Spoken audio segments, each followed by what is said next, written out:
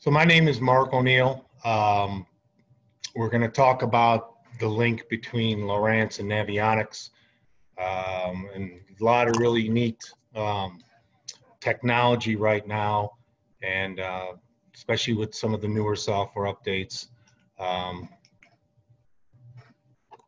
Except now the PowerPoint doesn't work. There we go. Okay, so my main home body is body of water is Lake Geneva, Wisconsin. I'm a marine electronics and fishing educator, licensed fishing guide. I do a number of programs called Lowrance University at Cabela's, primarily in the Midwest area. And for the last maybe 5 years, that program has grown to Lowrance on the water training, where it's either a combination of I go out on people's boats, make sure everything works, configure them, that kind of thing. And then for somebody that's in the market for a boat or product, they can actually go out on my boat and we can do the same thing. So that's worked out pretty nice.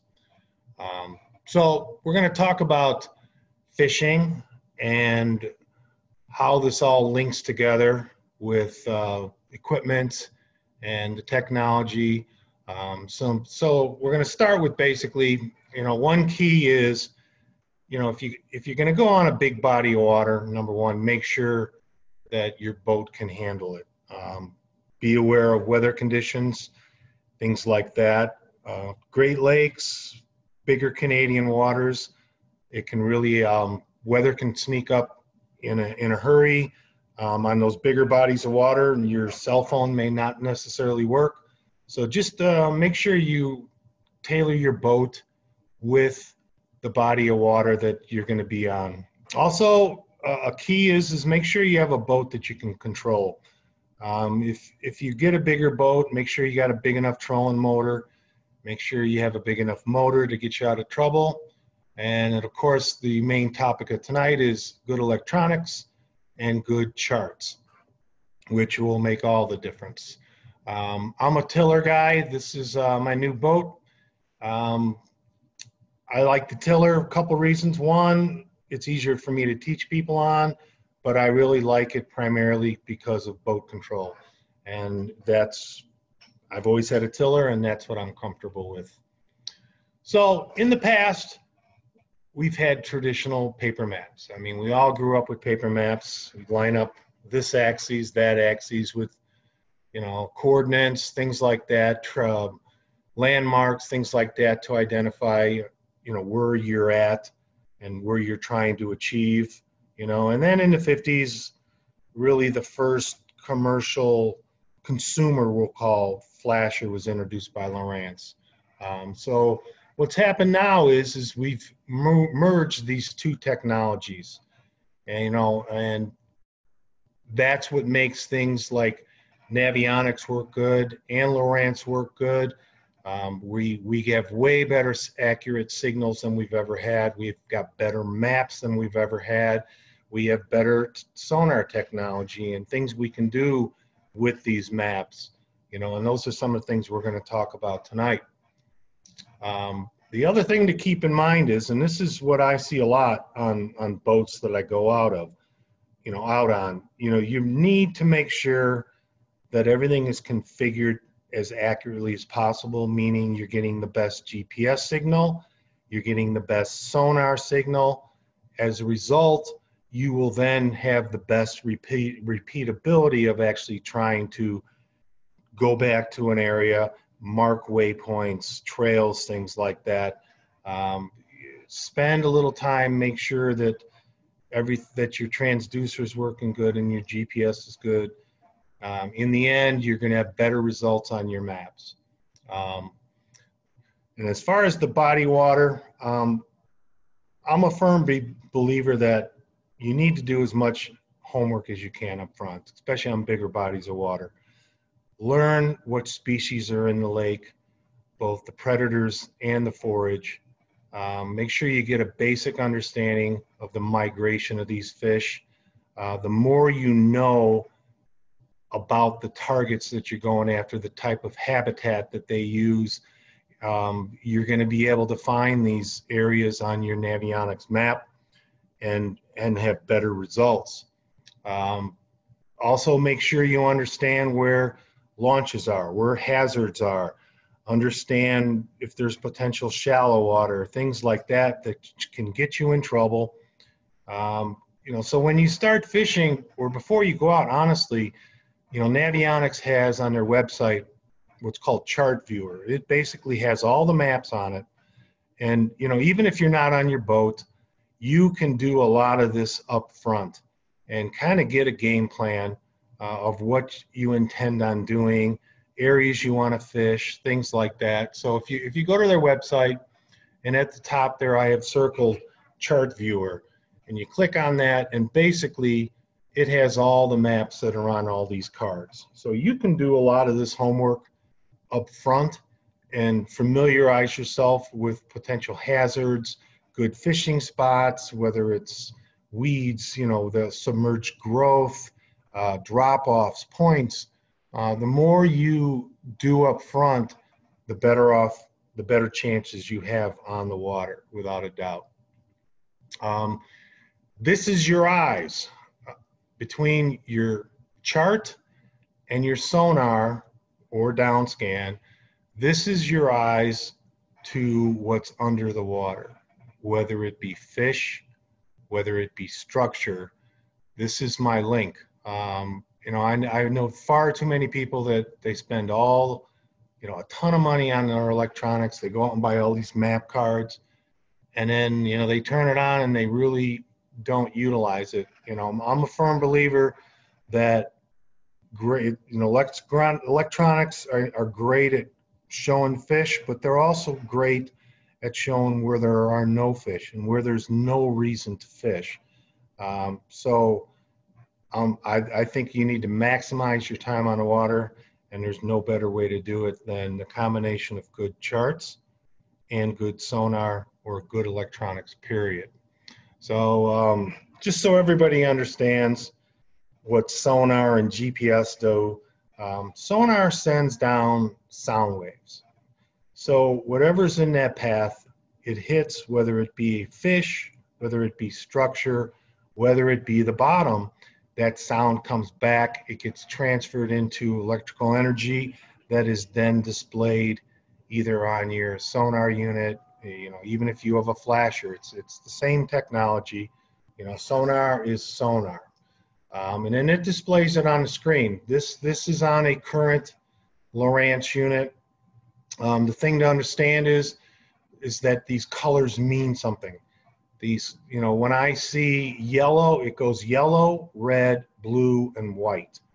Yellow being the strongest signal. So this is a screenshot from Lake Geneva, the lake I fish a lot, which is primarily a rock and sand bottom. Thus why the bottom of this is yellow, and I can see some red in there as well, meaning some of the sound is actually penetrating there. But more importantly is I'm looking at the fish. The fish that are on this screen, these yellow and orange ones, that is what you're looking for. Those are, my guess, 3-4 pound smallmouth. The fish above that are in the blue, in the red, that are smaller, those are the fish that I'm going to ignore. So this would be a situation where I would see where the fish are at, and then I would set a course of how I'm going to go after those fish. The thing to remember is when we talked about GPS and your transducer being set correct, the bottom line is that transducer needs to be parallel with the bottom when it's in the water, not necessarily in your driveway or on your trailer. So the easiest way to tell is if you're moving and you're seeing arches, do you have a consistent, nice symmetrical pattern, or do they continually lean in one direction, left, to the right, you know, up, down? If you're seeing a pattern there, that typically means that the transducer needs to be cocked in the other way so that it's level. So we want to dial in and get as good of a sonar signal as possible. GPS is basically, there's satellites in the sky. Your unit locks on to these satellites and then transposes your position over the chart as an overlay. Think of it as the old slide projector days where you had films that you wrote on and laid them on top of each other. That's basically what's happening here. And in the end, what happens is you have your chart. The arrow in the center is my boat, and the lines, the black lines there, are my trail. I was logging data on this particular day, and the dots in the middle there, the blue diamond type things, those are my waypoints. So these are all tools that are at my disposal. Another thing to keep in mind to get really good position is I need a good GPS signal. I use a 0.1 antenna.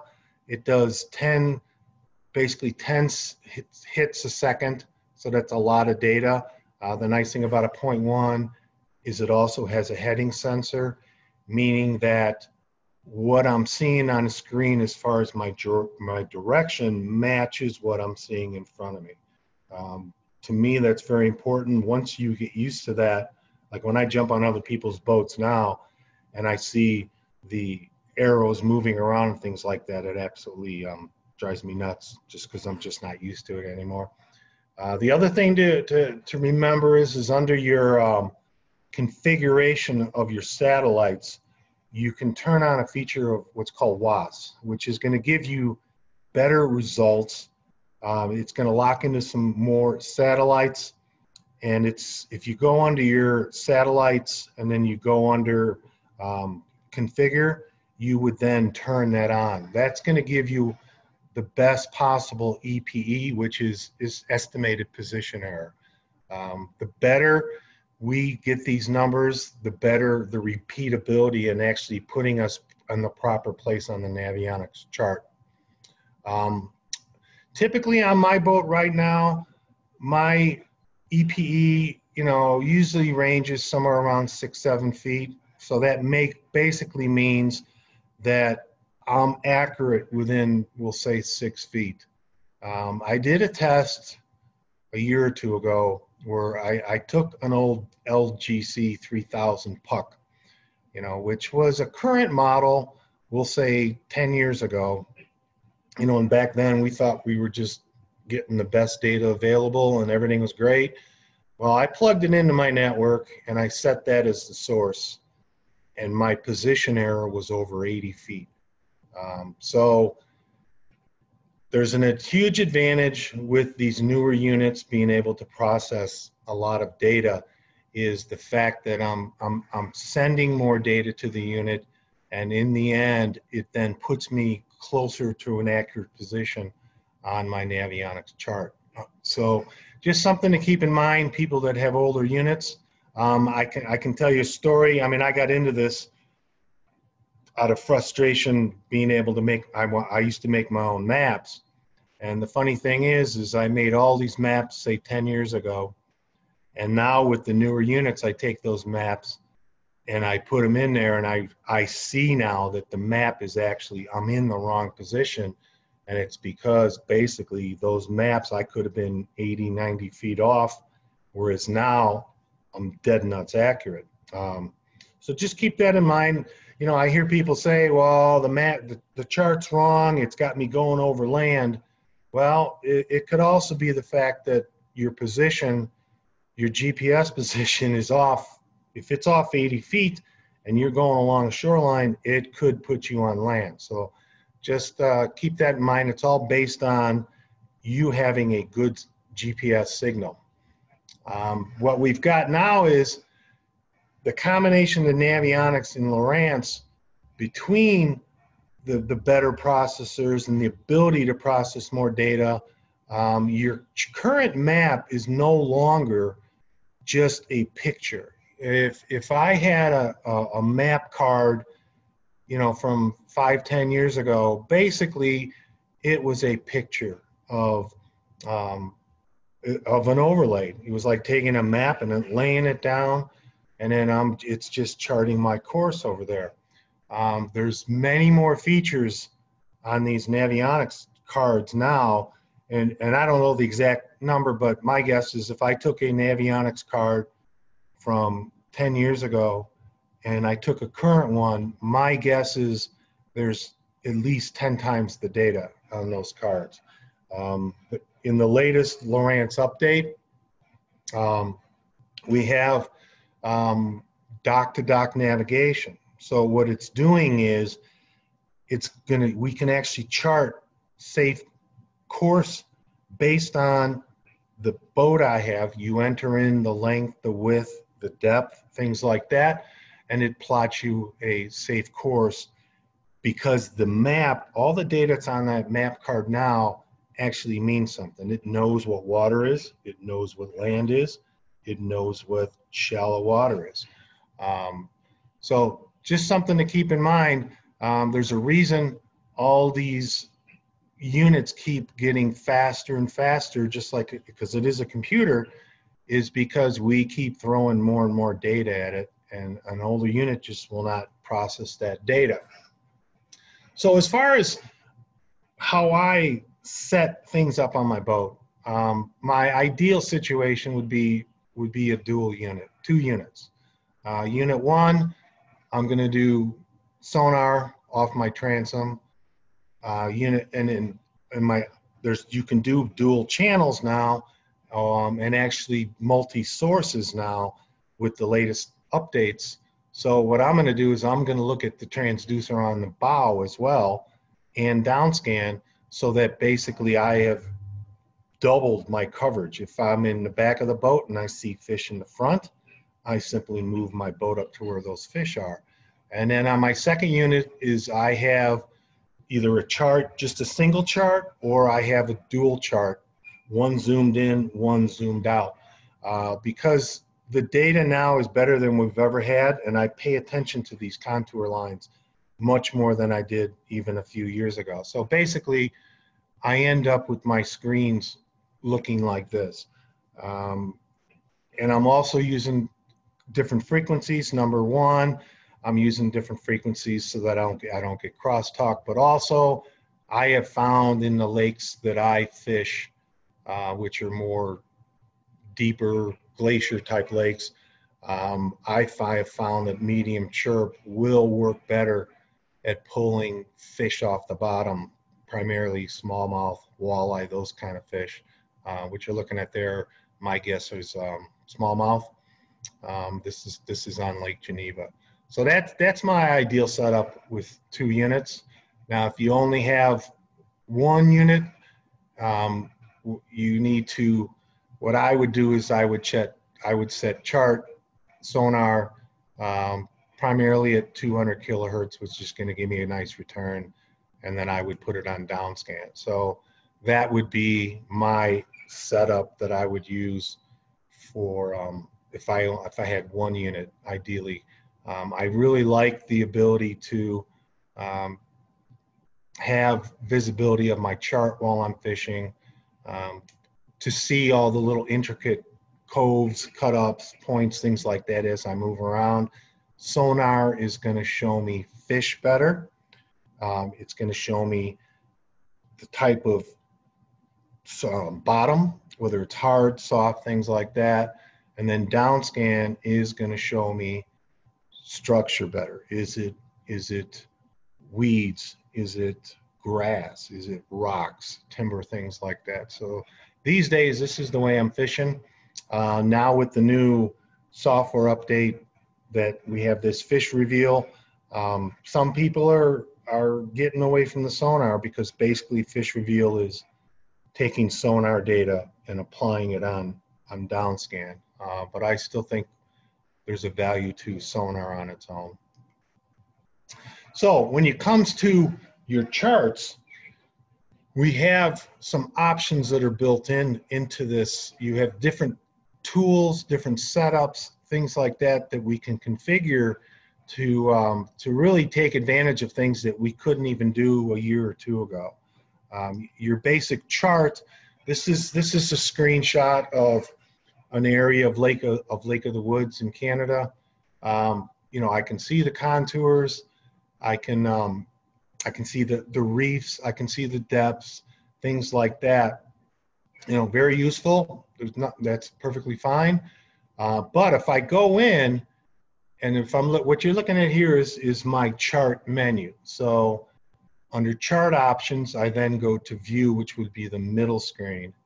And then I can turn on what's called SonarChart, which is going to load additional data. So now when I turn SonarChart on, you can see how much more data I have at my disposal. I can see more drop-offs, things like that. I can see deeper water better. So that's a useful tool that people need to. It used to be called Fish and Chip, but it is now called SonarChart. So learn how to turn that on and manage that. It'll give you a lot better, a lot more data. Another thing that was introduced, I guess it was last year, is SonarChart Live, which, to me, as somebody that has made maps over the years, I mean, this is a game changer. There's no doubt about it. And this, again, I go back to having my system configured correctly. So the better sonar data I get, the better GPS data I get, the better the map I'm going to get as far as being in the right, where the depth matches, where everything comes together. Everything's got to be put together. But this is, I did a webinar on this last year. But this is a great product. On Lowrance units, it is capable on the Carbon Gen 3s, TIs, and Hook 2, as well as the Navionics app. So this is another added benefit of the newer software updates. So keep your units up to date because there's always new options between Navionics and Lowrance that are coming out, and this is a winner here. So this is an exercise that I did last year, where basically this is what you would see on typical Canadian waters, and this is where I mean, to me, the ability to make maps live while you're on the water, particularly in areas where there's map data, but it's limited map data. It's just Canada has so many waters. It's just it's an unbelievable amount of data required to actually map that. So what I did is this little, if you see there's a 29 with a little waypoint there. So I've never fished this before, but my goal is I'm going to go and I'm going to map this, while at the same time I'm going to be looking for fish to see, is this an area that I want to fish? If I don't see good structure, I don't see good fish, then I move on and I'm going to go to another one. So it's a very useful tool. So this would be my setup. I would have sonar combined with my chart, and then I'm simply going to make sure I have Navionics turned on. Typically when you insert the map, it will ask you, do you want to load that chart? And you say yes. If it doesn't do that, you can go under your chart options and manually turn that on. So once that's going, under your overlays on your menu is an option called SonarChart Live. So you simply touch that, and what it does is it turns on, if you look at where the arrow is, it is turned on the overlay to SonarChart Live. If you look at the chart on the left, you see there's a white area that is starting. That means it is actually starting to map. So as I motor around, typically if you look at my speed over ground there, it's 4.8 miles an hour. I mean, you can do it a lot faster, but I find, 5 miles an hour, I'm going to get a lot of data. So the slower I go, I'm going to get more data per foot, we'll say, as opposed to if I was going 20 miles an hour. So generally what I'm doing is I'm looking at both screens and I'm trying to see what kind of structure I got, but more importantly, I'm trying to see on the right side, are there fish? So I'm zipping around, going back and forth, and what I'm doing is I am building a mental image in my head of what this structure looks like. And then when I'm done, I have to make a decision. Do I fish? Do I not fish? If I didn't see anything while I was doing this mapping that justified me fishing, I would simply shut SonarChart's life off and I would move on. So in the end, this is what my map looks like. I can see some fish. This is roughly 31 feet of water. I can see some what could be fish on the bottom, maybe not real big. And at that point, I decided, yes, I'm gonna fish, because I did see some fish while I was doing my running around there. And the thing to keep in mind about SonarChart Live is even after you stop and you start fishing, it's still recording data. So what it's gonna do is it's gonna record data basically until it's receiving no more new data. And at that point, it will basically stop recording, but it will display on your card.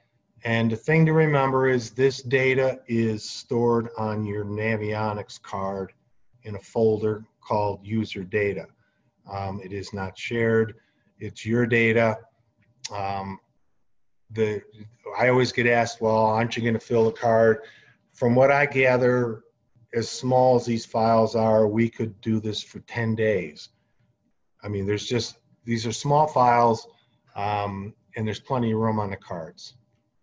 So in the end, yes, caught some nice fish, which is always a nice plus. So it kind of closes the loop and makes it all worthwhile. So a couple things. This is actually a different lake, but there's some tuning, not tuning, but there's some adjustments that I think everybody needs to know on your Lowrance that pertain to not only SonarCharts Live, but SonarCharts.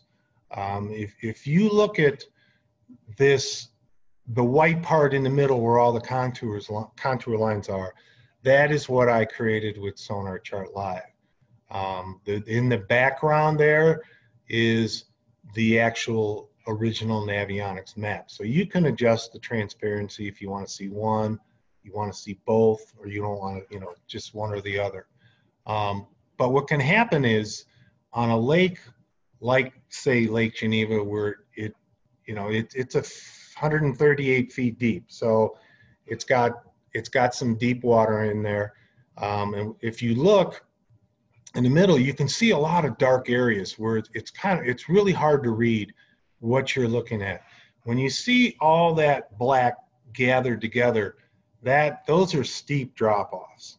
So we do have the ability to, these are 1 foot contours. So if I'm on a drop off that drops 20 feet in a short area, those contour lines are all going to blend together, and basically they're black, like over like 2/3 of the way to the right where it says 48 and 57. I mean, you can't read that at all. So you do have the ability to change the contours from 1 foot to say 3-4 feet. So if I go on my chart screen and I go to view, and if you look, there's an option called SonarChart density.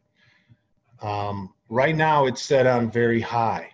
So it is basically giving me 1 foot contours. But I have the ability of turning that down. So if I turn it down, I now have 3 foot contours. So at 3 foot contours, this is actually a lot easier to read. So keep in mind and the opposite too. If you're on a lake that has very, very subtle contours and you're looking for holes and things like that, you want to turn this thing on very high so that you're going to get the 1 foot contours. If you're on a lake that has very steep drop-offs, you're going to want to filter it down from high to medium, depending on the severity of those drop-offs. So, and this also, like I said, this also works on SonarChart, the original data on the Navionics card. So keep that in mind. The other thing is, you have to remember too, SonarChart Live is not necessarily a replacement for the existing data, it's a complement. So if I get in a situation where I'm seeing some data that looks really good and I want to further refine the data, in other words, to get a better view of it, that's when I'm going to use SonarChart Live. Or if I'm live on a lake that there is no maps, or if I'm up in Canada or other areas where the mapping can be sketchy because of limited data, that's where I'm going to use SonarChart Live. And the thing to remember too is, on a bigger body of water, you don't go map the whole lake. You know, I mean, if it's 60 feet deep and there's no fish in that area, you know, you're primarily going to map the areas where you're going to fish, the drop-offs, the points, the ledges, things like that. So, and this is an example. This is, again, Lake Geneva. So on the left is my original Navionics card underneath. You can see it. I mean, there's a lot of data there, but I kind of sensed that there was a little bit more. So I did SonarChart Live, and I overlaid that SonarChart Live over the original map. And there's certain key points that I didn't see on the other map. It's kind of ironic on that screen on the left. If you look, there's actually a waypoint that I'd marked years ago, probably because I caught fish, saw fish. But now I look at it after looking at SonarChart Live, and here it actually shows me there's actually a little point and flat there, which is kind of interesting. So just keep that in mind. You know, use it as, I use SonarChart Live as an enhancement of what is there, or I'm really going to use it on a lake, like on Lake of the Woods, where I really have limited data. I'm going to use it more and more every year. It has me fishing areas up there that I've never even fished before, because I never really had very refined data. So to kind of summarize all this, the more you know about the lake you're going to fish, the better off you're going to be. The more you know about the predators, the game fish you're going for, but also don't ignore the forage that these fish are eating on, whether it's crayfish, whether it's minnows, whether it's cisco if you're looking for muskies or lake trout.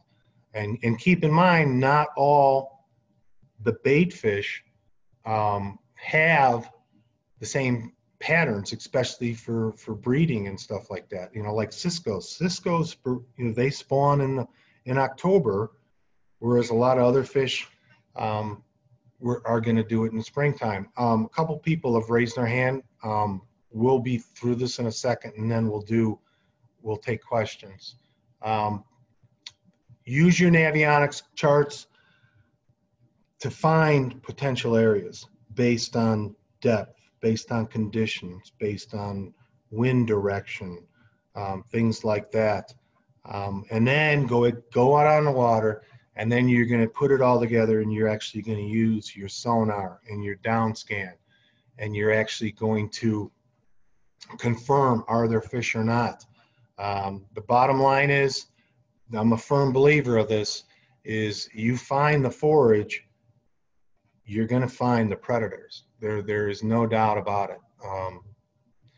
You know, there's fish, you know, the fish are always going to be where there's bait fish and whatever they're eating. You know, here's an example. This is, again, Lake Geneva. There's a map on the side there, Navionics combined with SonarChart Live. Huge schools of bait fish suspended in the water, and lo and behold, what's below them? Those are smallmouth. I can tell they're smallmouth because, at least on Geneva, the smallmouth that are active, they're in what I call spaghetti noodles, and plus I caught some there. So those were smallmouth. But my point is, if you find the forage, you're going to find the fish, the game fish. So a couple little plugs, I guess you'd call them. I have a website.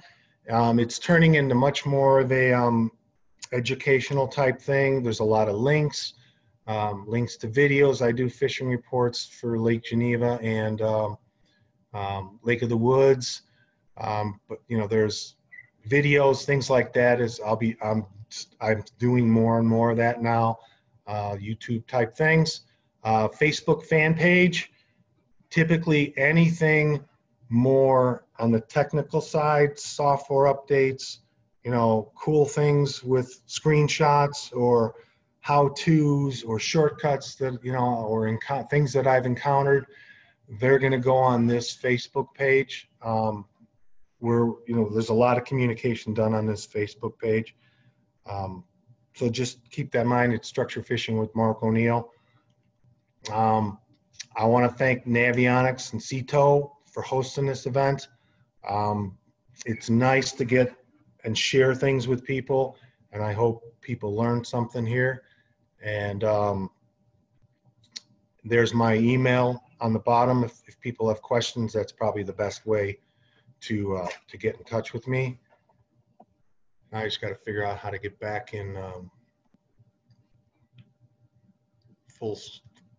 okay, questions. So now we'll try and do, if you got questions, probably the best thing to do is type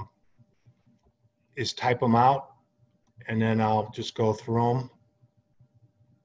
Okay, Dana writes, is WAS only available when you are using a 0.1? No, it will work on any Lowrance unit.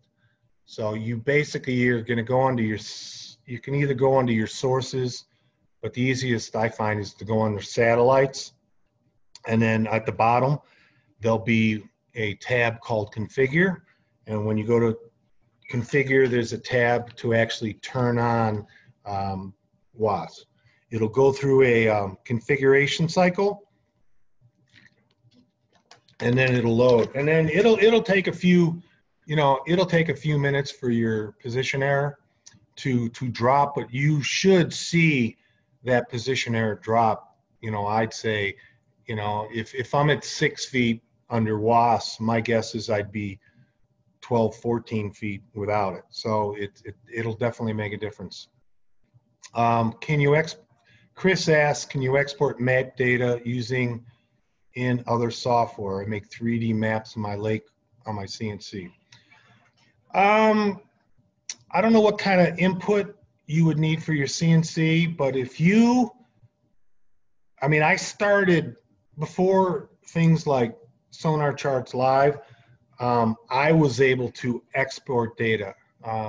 There's a function in Lowrance units called export data, so, or log data. So when you log data, what it is doing is it is recording your sonar data. It is recording your, it can record your side scan data, and it also recording your GPS data. So you can export that out. Whether you can import it into a functional file that your CNC can use, I don't know that, but it's basically what it's recording is, what it's exporting is all your X, Y, and Z values. So my guess is if you can find a way to export the data into some sort of Excel program where you have all the coordinates, you could probably use it. I know years ago there were some programs that could do that. I don't know if they're still around. If you want, Chris, shoot me an email and I can try and look up if those programs still exist. But the data's there. It's just a matter of how you would take that data and import it into a functional file that your CNC machine would actually use. I don't know that. Bob asked, how do I delete an area I mapped with SonarChart Live? To me, I haven't tried it. I don't think Navionics really wants consumers messing with the cards because it's kind of risky. My guess is you could delete some files in the user file, but how do you know you're deleting the right ones? So I think that's something that still is to be determined at this point, because sooner or later it may become much more of an issue. The other thing to remember is that to get these advanced features, your Navionics card needs to be updated. Your subscription needs to be updated. Make sure you go regularly online and update those cards, because right now Navionics is doing approximately 20,000 updates a week. So any lake you're on, you're going to get more data the more you update these cards. I was asked this the other day, what happens if I let my subscription lapse and I have SonarChart Live data? What it'll do is it will retain that data, but you will lose the ability to record more data. And the other thing to keep in mind is if there's something here that I didn't answer, or if you want more information, the help people at Navionics, if you email help@navionics.com, they've always been very, very helpful if I've ever had questions. So don't, make sure you use that resource, and they're there for a reason. So so take advantage of it. Okay, does highlighting specific depths remain the same method? When you're using SonarChart, are you talking about, I don't know if he's talking about SonarChart Live but there are, in SonarChart Live, there are ways to set depths. In fact, I went over that in my last webinar, but there are ways to set specific depths. Kind of have a mental block with what it's actually called, but yes, Bob, that actually is possible. Anybody wants to know more about that, send me an email and I can get you more specifics on it. So what else we got? That's all the questions that I see. So unless something else comes up, I'd like to thank everyone that participated in this webinar, and take advantage of the technology that exists. It's only going to get better, but I will tell you, more and more data is getting applied to these cards, and the more data that is in these cards, the better mapping, the better routing, all that kind of stuff. Your unit has got to be able to process all that data. Here we got another question. Mark asks, is using auto settings okay? I'll tell you right now, every screenshot you saw in this presentation was set with everything 100% automatic. I fished lakes that have drop-offs. I set my depth automatic. I let the unit do it itself. My sensitivity is set on automatic. I will tell you, there's some features, there's some things, again, when we discuss setting up your units, you need to, some key things would be, make sure you tell, under Sonar and installation, make sure you tell your unit what transducer is connected to it. If you don't do that, number one, you're going to get in your frequencies, you're going to get all these different frequencies that the transducer may not even do. The other thing is under your under your sonar as well, there are fishing modes. If you're fishing primarily on lakes that are less than 100 feet of water, don't leave it set on general, which is shooting 4,000, looking for depths in 4,000 feet. You need to help these units understand what's connected to it. More and more data. So there are some things that that you can do, but you've got to tell the unit what's hooked up to it and what kind of lakes you're fishing. Mark also asks, I'm running dual Gen 312s. Did you say medium chirp is better on the bow unit? The thing to understand about chirp is medium chirp is linked to, when I say linked, I mean in the frequency range of 83. High chirp is in the range of 200. So if I'm using 200 on one unit, the reason I'm going to use medium chirp on the other is, number one, it's 83 or medium chirp is a wider cone. So it's going to give me more coverage. But more importantly,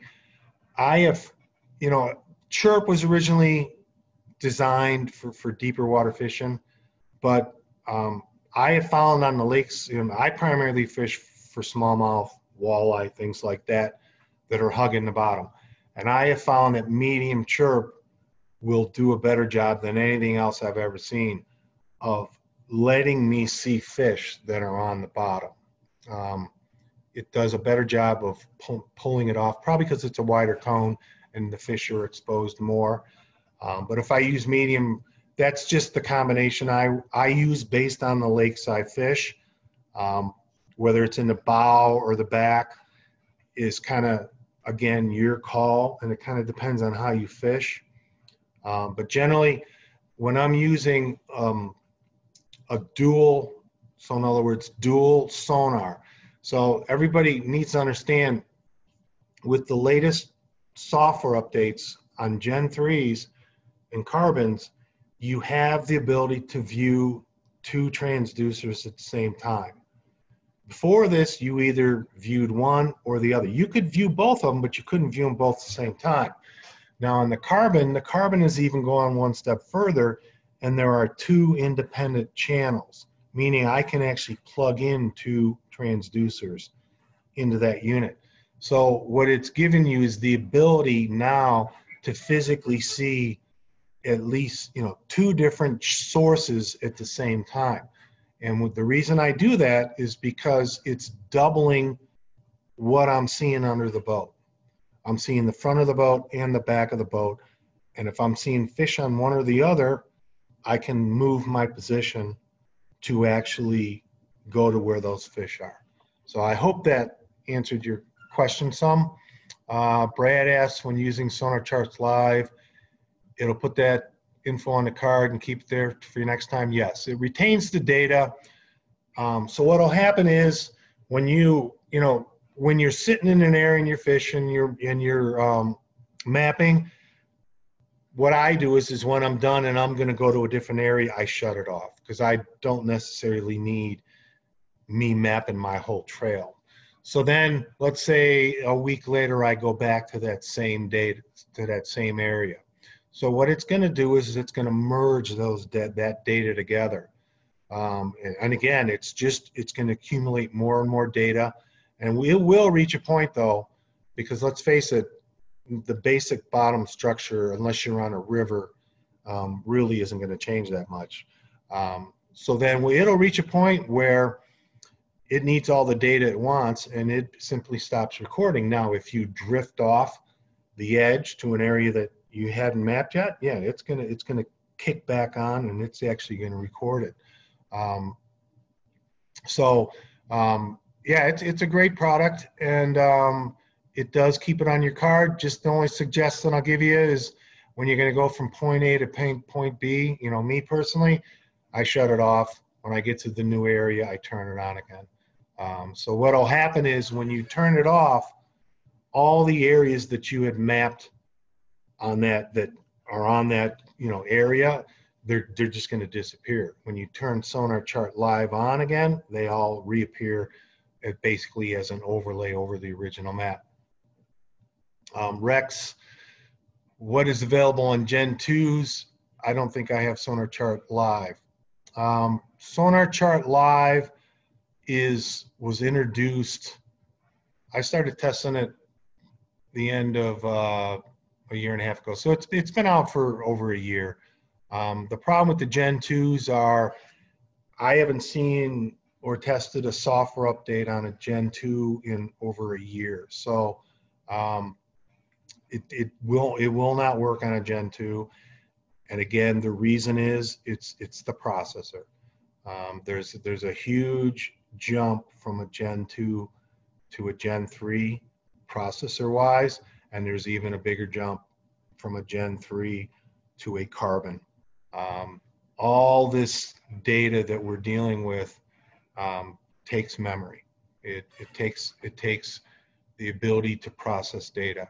So unfortunately, from what I've seen, Gen 2s are, the problem is you're getting bigger map cards, you're getting more data on maps, and you're getting more features that require more power in a Gen 2 just can't do it anymore. Now, I'm not saying there's anything wrong with Gen 2, it'll still work, but what's going to happen is you're going to run into a period in time where it's going to be harder to get maps, Navionics cards. They still will work, but you're going to reach a time, and it's not now, it may be in 2 years, it may be in 4 years, where it just doesn't have enough oomph. People that have the old LMS and LCX units now are finding it more difficult to buy maps now, just because the map cards have so much more data, and even the size card that the map may come on didn't exist 10 years ago when that unit was manufactured. So in essence, it thinks it's a different language, different format. So let's see, I think that's, so anything else? Any other questions? Okay, well, I thank you. I thank all of you, and thanks for your interest in Lowrance and Navionics products. And we're at an amazing time right now. Some of the things that are evolving are a little more complex, and it's good to have things like these webinars for people to ask questions, because we're getting to a very technical time right now where there's just a lot of technology, and if you can have somebody explain it to you and why the manufacturers are doing this, it probably is a little bit easier for you to understand. I got a couple more some more chats. Okay. No, they're all the same thing. So, all right. Well, again, I thank you all, and I hope you all have a great fishing season, and I'm sure there'll be more of these. And if you ever have ideas for a webinar, shoot me an email, and then maybe we can make it happen.